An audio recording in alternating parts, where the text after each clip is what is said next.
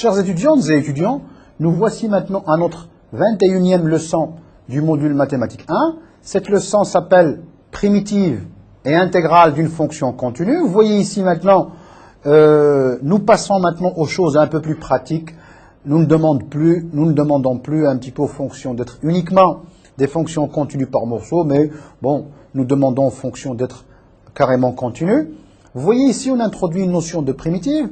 C'est en fait, on est entré en plein dans la pratique de l'intégration. Alors, on avait travaillé avec les fonctions en escalier, on avait travaillé avec les fonctions continues par morceaux qui nous avaient permis de construire la notion d'intégrale et avec toutes ces propriétés. Maintenant, en ayant hérité de toutes ces propriétés de cette construction, nous allons définir les primitives et nous allons voir un petit peu à quoi ça sert et puis surtout on va s'intéresser au cas d'une fonction continue. Alors, pour ce faire, nous allons d'abord énoncer un théorème fondamental ainsi que toutes ses conséquences pour les propriétés un petit peu de l'intégrale et de l'intégration. Ce qui est très important maintenant, ça c'est un chapitre qui est très important, ce sont méthodes de calcul des intégrales. Donc on donnera surtout les formules d'intégration par partie et aussi les formules de changement de variables qui sont très très utiles pratiquement pour le calcul d'intégrale. Et puis, on va passer aux primitives usuelles. Vous vous rappelez qu'on avait introduit un certain nombre de fonctions usuelles qui étaient l'exponentielle, le logarithme, le cosinus, le sinus et ainsi de suite. Et bien sûr, on avait aussi construit tout à l'heure, dans le cas où c'était possible, leurs inverses. On va maintenant introduire aussi les primitives, ce qu'on appelle les primitives usuelles. Maintenant, on va commencer par le théorème fondamental et ses conséquences. Définition. Nous allons travailler d'abord, qu'est-ce que c'est travailler sur la notion de primitive, sur un intervalle. Je prends f une application ou une fonction d'un intervalle. Alors ici, pour l'instant, je prends un intervalle i. Je ne suppose pas qu'il est fermé, je ne suppose pas qu'il est borné. Pardon. On dira qu'une application f qui va du même intervalle i dans R est une primitive. Vous voyez ici, je précise une primitive et je ne précise pas la primitive. Cela signifie que peut-être il y en a plusieurs. Quand on dira une primitive, c'est qu'il doit y en avoir plusieurs. Quand on dira la primitive, c'est que certainement c'est la seule et unique. On dira que cette fonction f est une primitive de f sur i si f est dérivable et si de plus, pour tout x dans i, f' de x égale à f. Qu'est-ce que c'est qu'une primitive? C'est une fonction qui est dérivable, dont la dérivée coïncide sur i tout entier avec la fonction petit f donnée. Relation entre les primitives d'une même fonction.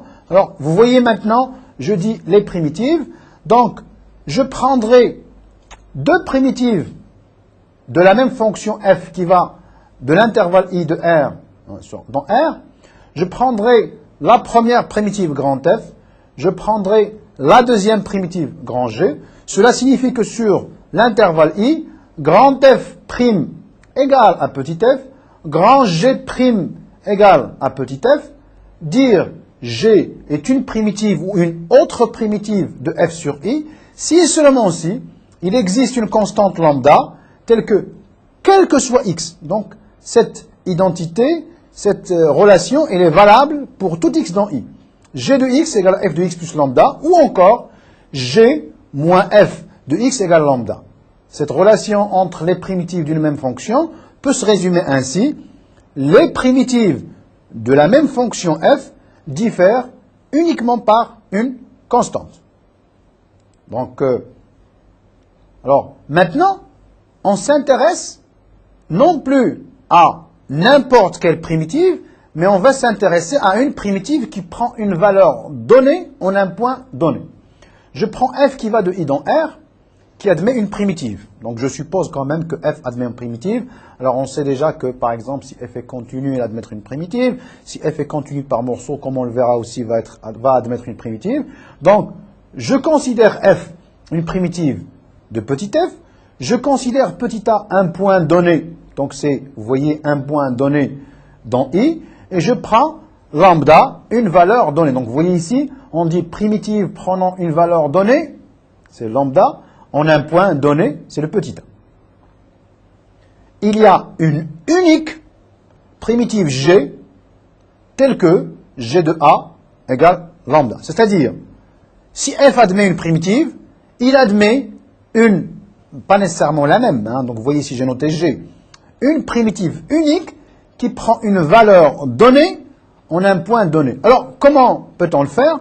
Je sais déjà que, d'après la proposition précédente, que la différence entre deux primitives données, c'est une constante. Donc, G doit être égal à f en tant que fonction, et le reste, c'est une constante. Alors, pour que ça puisse être fait, c'est plus lambda moins f de a. D'accord? Donc, vous voyez un petit peu, on va essayer de voir. G de a, ben, c'est f de a moins f de a plus lambda. Donc, vous voyez f de a moins f de a égale à 0. Et ainsi, nous avons g de a égale lambda. Et nous avons aussi, nous sommes assurés que g est une primitive parce que cette quantité moins f de a plus lambda est une constante. Alors, en particulier, je prends h, c'est f auquel j'ai enlevé petit a, f de petit a. Donc, bien sûr, on s'intéresse à la valeur d'une primitive de petit f au point A. Qu'est-ce que je peux dire? H de A égale à f de A moins f de A, donc égale à 0. Donc, nous sommes dans le cas où nous cherchons une primitive qui prend la valeur 0 en A. Elle est unique. Donc, f moins f de A est l'unique primitive de f sur i qui s'annule en petit a. Maintenant, nous passons au terme fondamental, qui est le suivant. Si f est une fonction ou application continue de i dans R, alors elle admet des primitives sur i, c'est très important. Donc maintenant, nous sommes assurés à partir de ce théorème que toute fonction continue admet des primitives, donc on peut intégrer, bon, entre parenthèses, on peut intégrer comme on veut. Celle de ces primitives qui s'annulent en un point A, rappelons-nous que c'était unique, donc c'est pour ça que je dis celle et non pas celle avec S. Celle de cette primitive qui s'annule en un point A de i est donnée par x, je lui associe A à x de f de dt. Rappelons-nous maintenant que cette notation-là, on a déjà vu que ce n'est que l'intégrale sur l'intervalle ax de la fonction f. Maintenant, je sais que x est dans i, ax est un intervalle fermé borné, donc je sais ce que ça signifie. Qu'est-ce que c'est que f de x? Donc, tout simplement, c'est la primitive qui s'annule en a, f de x égale intégrale de a à x de f de t dt. Alors, ceci équivaut à dire, quel que soit x appartenant à i, f' de x égale f de petit x, et grand f de a égale a 0. Donc, si on avait uniquement la première, et on aurait une infinité, mais en disant qu'elle s'annule en petit a, elle va être unique. Donc, à partir de maintenant, on sait que... Alors, intégrale, fonction de sa borne supérieure. Maintenant, on va faire un petit peu le contraire.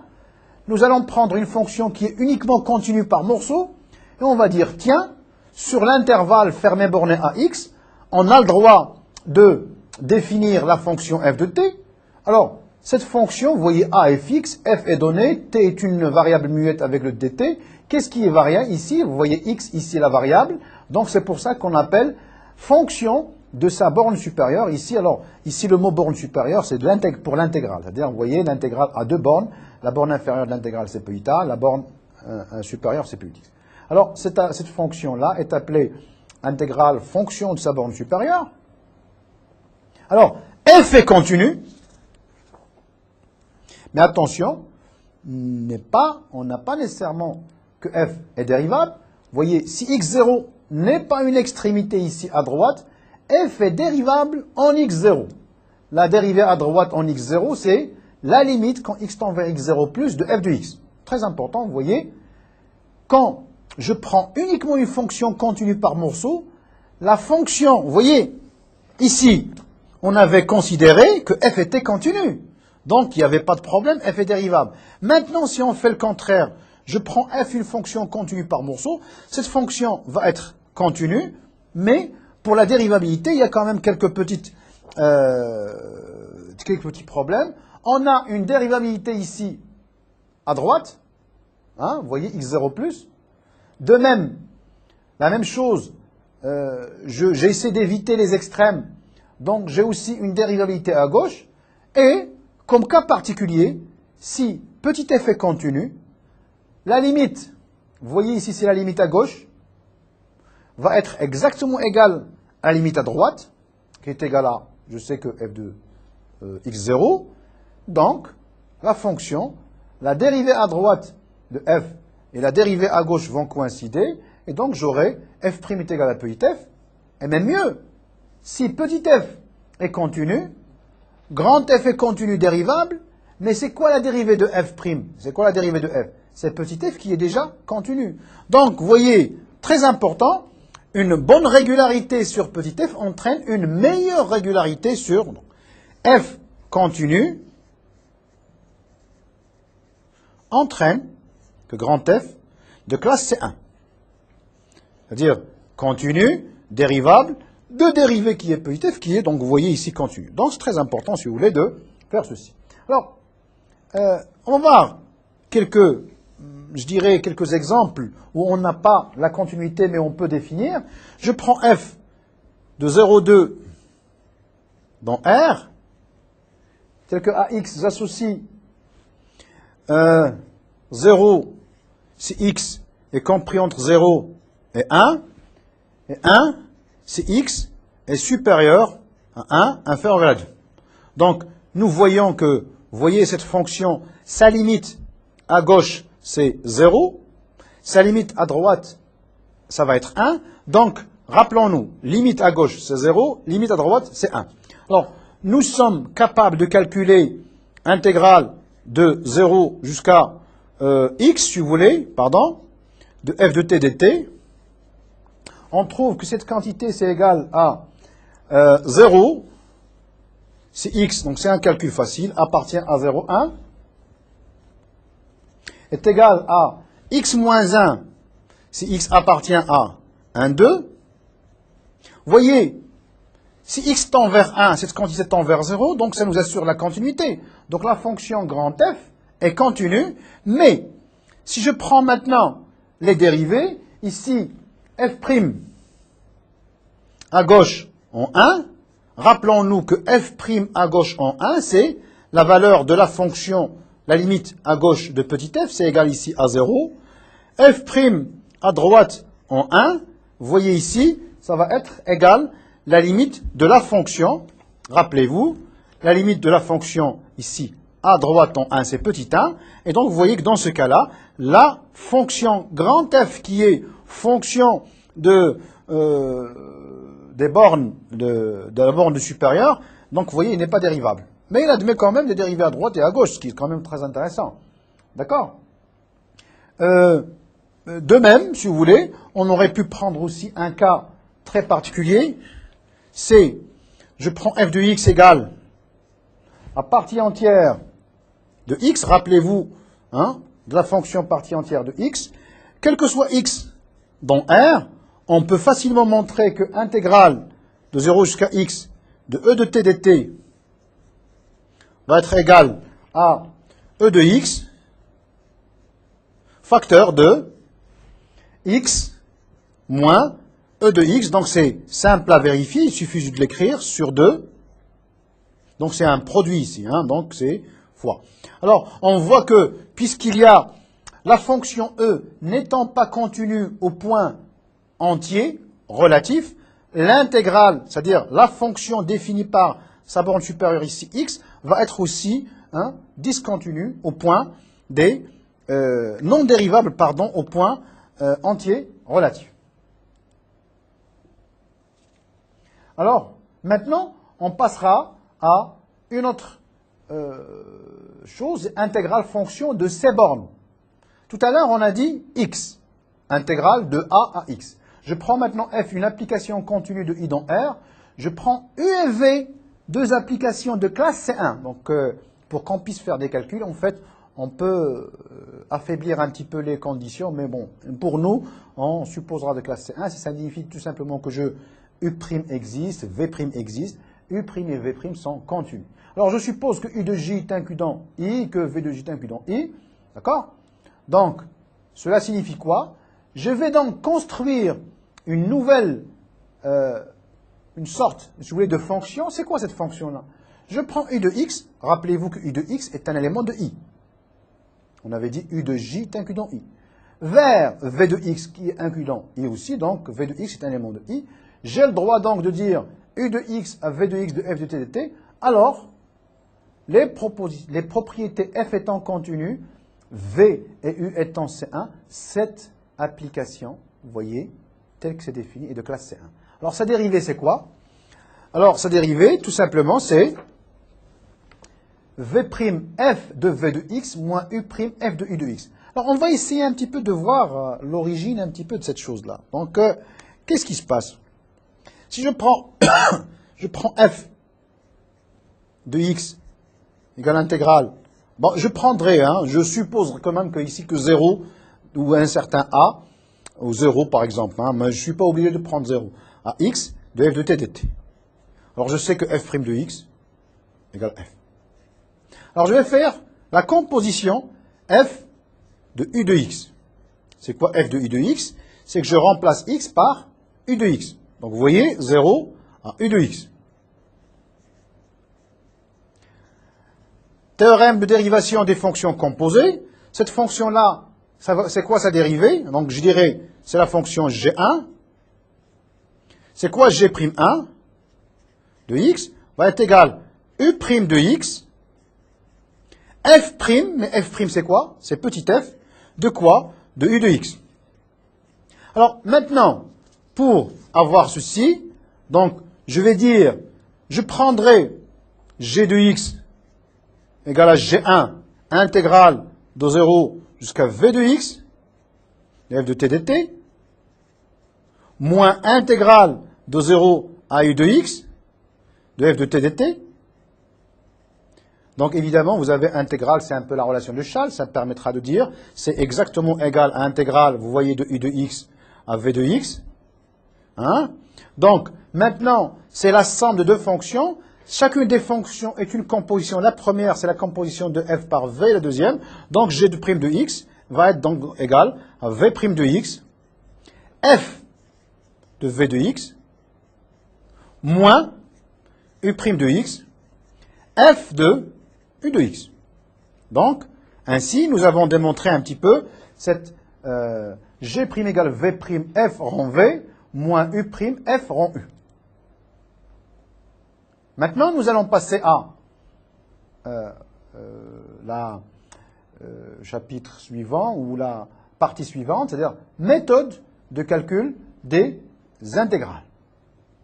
Alors, cette partie-là va nous permettre un petit peu de voir comment peut-on travailler avec les fonctions, comment peut-on utiliser certaines pratiques, certaines méthodes pour pouvoir venir à bout, parfois, d'intégrales, de calcul d'intégrales qui sont parfois un peu compliqués. Alors, première partie, intégration par partie. Je prends deux fonctions qui sont de classe C1, très important. Donc, il est très important d'avoir deux fonctions de classe C1. Alors, vous voyez ici, j'ai oublié quand même le F de T dt, mais c'est pas grave. Rappelez-vous que c'était les anciennes notations qu'on a changées avec une nouvelle notation. Donc, comme vous allez voir dans mon cours, parfois je vais faire F de T, G de T, G' de T dt, c'est F de T, G de T, F' de T, G de T. Alors parfois, pour éviter un petit peu ce trop d'écriture, on évite un petit peu d'écrire ça. On sait en fait que c'est F de T, G' de T. Alors, cette écriture-là, c'est intégrale de A à B de F fois G', qui est égale à la valeur de Fg entre B et A, moins intégrale de A à B de F'G. Alors, je voudrais d'abord, avant de voir d'où ça vient, tout simplement dire, si F est continu, par exemple, je ne suis pas obligé, et si F est une primitive, alors je dirais ici une primitive de F, intégrale de A à B de f de t dt va être égal à grand F de B moins grand F de A, ou encore, comme on est habitué à écrire, c'est F comprise entre A et B. Alors, c'est très simple. Comment peut-on le voir? Je vais dire l'intégrale entre 0 à B, donc je prends la primitive qui s'annule en 0, moins l'intégrale de 0 à A. Vous voyez, ici, c'est 0 à B, moins 0 à A, f de B, moins f de A, et puis, par notation, on obtient ceci. Alors, je peux aussi, je rappelle ici, vous voyez, l'intégrale de f de t, c'est f de b moins f de a. Alors, cas particulier, si j'ai donc intégrale de a à b de f prime de t dt, alors qu'est-ce que c'est qu'une primitive de f de t dt? C'est petit f, f prime. Sa primitive, c'est f, donc j'aurai, c'est f comprise entre a et b, pour s'habituer un petit peu à cette notation. Alors maintenant, l'intégration par partie, on va passer tout simplement du fait que f, g, prime, entre a et b, c'est égal à fg, entre a et b, qui n'est que f de b, g de b, moins f de a, g de a. D'accord? Donc, maintenant, ce que j'aurai, tout simplement, je sais que f, g', c'est la proposition sur le produit de la dérivée du produit est égale à f' fois g moins plus, pardon, f g'. Donc, si j'écris intégrale de a à b de f g', c'est égal à intégrale de a à b de f g', moins intégrale, j'utilise ici la linéarité a à b de f' g, et ça, on a déjà vu que c'était égal à fg comprise entre a et b. Ainsi, nous avons maintenant su, nous voyons un petit peu qu'est-ce que c'est que la formule d'intégration par partie. Alors, si on sait le faire une fois, on peut faire plusieurs fois. Donc, vous voyez ici, f g énième, donc c'est une, je dirais, une sorte de proposition, exercice. Si je sais faire ça avec prime, je saurais faire ça avec seconde, hein, vous voyez. Je saurais faire ça avec tierce, ainsi de suite et ainsi de suite. Donc on aura une formule de ce type-là. Vous voyez, je ne vais pas trop insister. Vous allez voir ça dans dans le site Netuno quand vous aurez cliqué pour avoir plus d'informations. Vous allez trouver un petit peu comment on fait ça. Alors je vais donner uniquement les cas particuliers si n égale à 2. Pardon. Intégrale de a à b de fg seconde. fg' moins f'g comprise entre a et b plus intégrale de a à b de f seconde g. De la même manière, pour n égale à 3, c'est beaucoup plus, ceci c'est donné beaucoup plus pour information. Hein. Intégrale de a à b de f g tierce, c'est toute cette quantité-là, donc f g seconde moins f' g' plus f seconde g, le tout entre a, b, moins intégrale de a à b de f tierce g. Mais en fait, généralement, on n'apprend jamais ce genre de formule. Hein. C'est-à-dire, on fait la première intégration, puis, donc, vous voyez, l'idée c'est quoi? On a envie de dire, j'ai f avec la dérivée 3, je veux passer à la dérivée troisième de f. Donc, je vais dire, je vais faire une intégration d'abord qui me permet de passer de f g seconde à f', g tierce à f' g seconde. Ensuite, de f' g seconde à f seconde g'. Et enfin, de f seconde g' à f tierce g. Donc, en fait, c'est en itère. On fait 3 fois. Donc, vous voyez, au fur et à mesure, des intégrations par partie. Nous arrivons maintenant à quelque chose qui est très important ici, c'est les changements de variables. Je prends I et J, deux intervalles de R. Bien sûr, l'intervalle est d'intérieur non vide pour qu'on puisse quand même avoir une partie sur quoi intégrer. On n'aura pas uniquement des points isolés. Alors, je prends une fonction qui va d'un certain intervalle J de R vers R, qui est de classe C1. Donc pour nous ici, très très important, il faut toujours vérifier que quand on veut faire un changement de variable, ce changement de variable doit être de classe C1, c'est-à-dire phi est dérivable et sa dérivée est continue.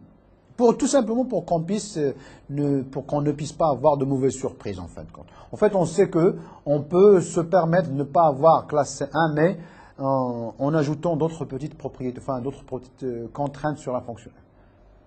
Alors, ce que l'on cherche, puisque l'intégrale de f est valable sur l'intervalle i, hein, je vais donc supposer que l'image de l'intervalle j par notre changement de variable phi est inclus dans i. Alors, pour tout AB dans j, intégrale de a à b de f rang phi, phi prime. Vous voyez ici, j'oublie encore le t dt, c'est pas trop grave. C'est la même chose que phi de a à phi de b de f. D'accord? Donc, quelques changements de variables classiques, hein, donc qu'on rencontrera souvent. Donc, on aura, une autre écriture qu'on pourrait écrire, c'est intégrale de a à b de phi prime de t f de phi de t va être égal à intégrale de phi de a à phi de b, c'est comme ça qu'on va faire, hein, de f de x de x. Alors, cette écriture, si vous voulez, un peu, maintenant on voit, ça c'est, vous voyez un peu le cours, on a ceci, mais du point de vue écriture, je préfère ici, pardon, j'ai oublié des t, hein, donc... Alors, cette écriture est beaucoup plus intéressante, pourquoi? Parce qu'on voit vraiment cette histoire de mots, changement de variable. Vous voyez ici, c'est comme si j'avais dit x égale, c'est souvent ce qu'on fait, x égale phi de t, je passe de la variable x à la variable t, donc vous voyez, si t va de a à b, x va de phi de a à phi de b. Alors évidemment, on ne suppose pas que phi est croissante ou décroissante, hein, donc là, il y a... Mais dx, vous voyez, j'avais dit dans une leçon précédente qu'on a cette notion différentielle. C'est quoi dx? C'est phi prime de t fois dt.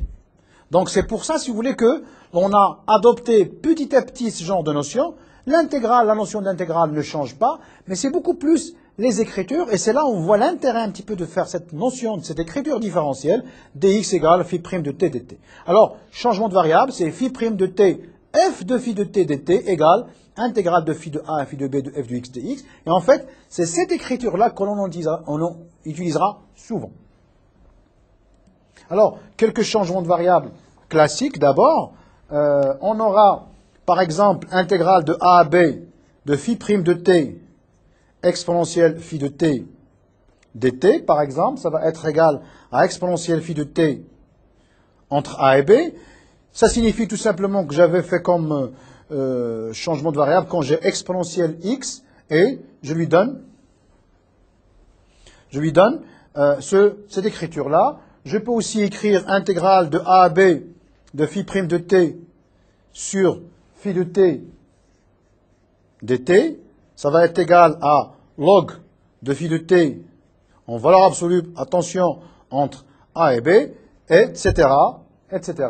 Donc, c'est des écritures un petit peu différentes. Alors, autre exemple, par exemple, je veux calculer l'intégrale 0 jusqu'à 1 de racine de 1 moins x au carré dx.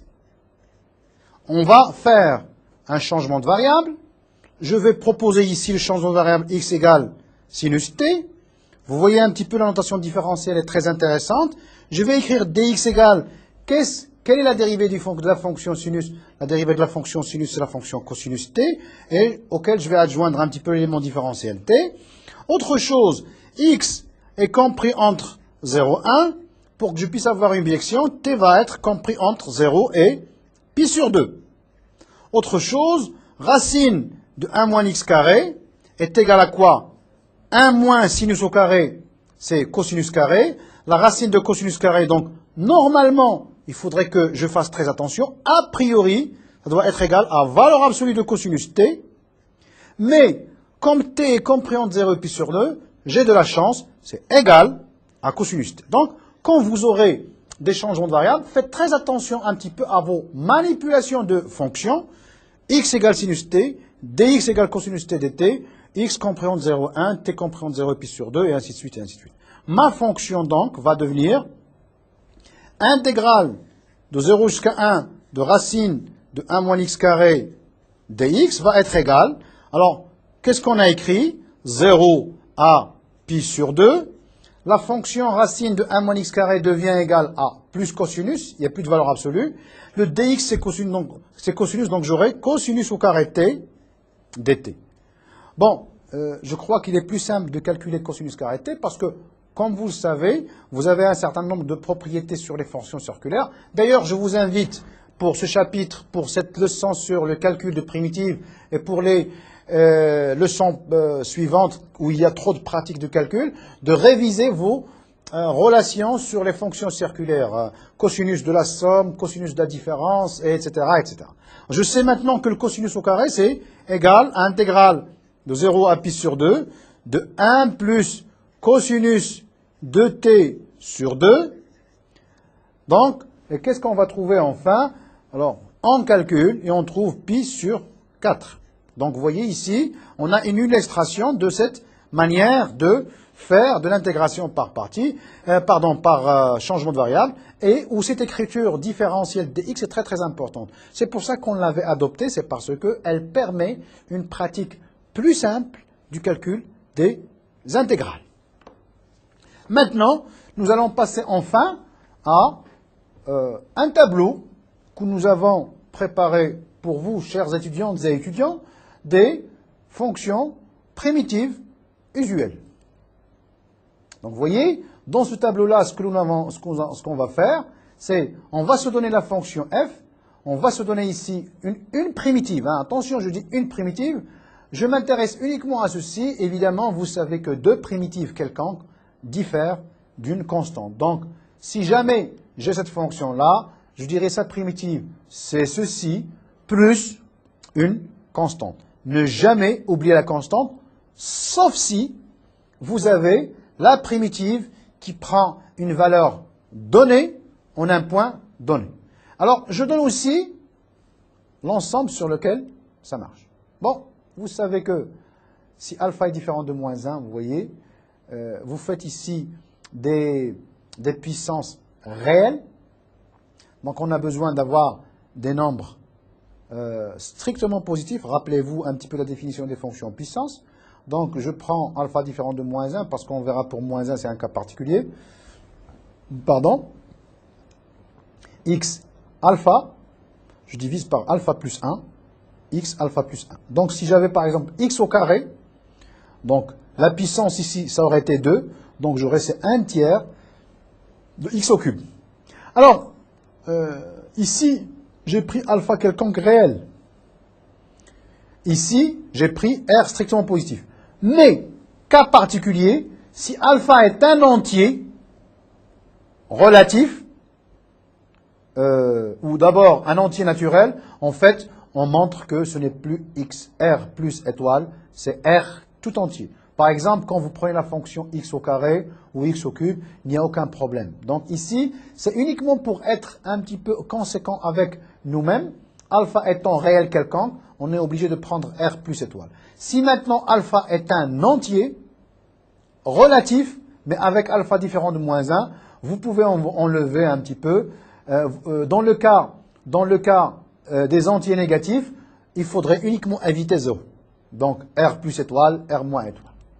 D'ailleurs, vous voyez pour 1 sur x, c'est le cas de alpha égale à moins 1. Vous travaillez sur l'intervalle R plus étoile, R moins étoile. Rappelez-vous pourquoi, vous allez peut-être vous demander pourquoi je donne R plus étoile, R moins étoile. Rappelez-vous qu'on doit travailler sur un intervalle de R. Donc si j'enlève 0 de la droite réelle, j'aurai deux intervalles disjoints. C'est pour ça, soit je vais travailler dans l'intervalle R plus étoile, donc tous les nombres strictement positifs, soit je vais travailler dans R moins étoile. Alors, voyez, la même chose pour alpha égale à moins 2, la même chose pour alpha égale à moins 3. Je répète, pour alpha égale 2, 3, 4, on prendra R. Pour alpha égale à moins 2, moins 3, je prendrai soit R plus étoile, soit R moins étoile. Et bien sûr, dans le cas où alpha n'est pas un entier, je prendrai uniquement x, R plus étoile. Fonction exponentielle x, sa primitive, c'est exponentielle x. Rappelez-vous que exponentielle x, en dérivée, c'est exponentielle x. Bien sûr, d'autres primitives, il faudrait ajouter lambda, comme j'avais dit tout à l'heure, sur R tout entier. Alors, maintenant, a à la puissance x, c'est de la même manière. A à la puissance x est une fonction exponentielle. Donc, rappelez-vous qu'on avait écrit a à la puissance x tout simplement égale à exponentielle x log de a. Donc, en fait, on a besoin tout simplement de dire a différent de 1. Et alors, on aura a à la puissance x sur log a sur R tout entier. Il n'y a pas de problème de définition. Donc, tout simplement, il faudrait que log a soit différent de 1. C'est-à-dire que si a égale à 1, bon, ben, ça n'a pas de, c'est une fonction constante, donc ça donnera 0. Et donc, on n'a pas le droit d'écrire ceci sur R. La fonction sinus est là pour primitive moins cosinus. Pourquoi? Parce que la dérivée de la fonction cosinus, c'est moins sinus sur R. Nous passons maintenant à, toujours c'est des fonctions qui sont assez simples, usuelles. La dérivée de la fonction cosinus c'est sinus. Pourquoi? Parce que par dérivation, donc vous voyez, je passe d'ici, la dérivée de sinus c'est cosinus. Même chose, SH a pour primitive CH, CH a pour primitive SH. Alors vous savez que dans le cas des fonctions circulaires hyperboliques, bon, on n'a plus le signe moins comme dans le cas de cosinus et sinus. Toujours on travaille sur R. 1 sur cosinus carré, en fait, ce qui est égal à 1 plus tangente carré, c'est la dérivée de tangente. Donc, dérivée de tangente, ça me donne 1 sur cosinus carré. Primitive de 1 sur cosinus carré, c'est tangente. Il faut donc que tangente x puisse être définie. Pour qu'elle puisse être définie, il faudrait donc ne pas être égal à pi sur 2, moins pi sur 2, 3 pi sur 2, 5 pi sur 2, ainsi de suite, ainsi de suite, ainsi de suite. Donc, vous voyez, pour éviter les problèmes de pi sur 2. Puisque la tangente en pi sur 2, en moins pi sur 2, en 3 pi sur 2 est infinie. Alors, on avait la cotangente, par définition, c'est 1 sur tangente. Si on fait la dérivée, on trouverait 1 sur sinus carré avec un signe moins. Il faudrait éviter les éléments capi. Rappelez-vous, l'arc tangente, sa dérivée, c'est 1 plus x carré. Pas de problème sur R. 1 sur 1 moins x carré, un petit calcul, nous donnera 1 sur x, valeur absolue, log de valeur absolue de 1 plus x sur 1 moins x. X différent de plus 1 moins 1. Vous voyez, si c'est moins 1, c'est nul. Ça n'a pas de sens. Si x égale 1, c'est l'infini, ça n'a pas de sens. 1 sur 1 plus x carré, donc je dis ici 1 sur racine de 1 plus x carré, il n'y a pas de problème de définition. De toute façon, rappelez-vous une chose, hein, si on a des problèmes ici, on les retrouve ici automatiquement. Ici, il n'y a pas de problème, donc il n'y a pas de problème. Donc on peut facilement calculer ceci. Et ensuite, 1 sur racine de 1 moins x carré qui est l'arc sinus, donc c'est sur moins 1 plus 1.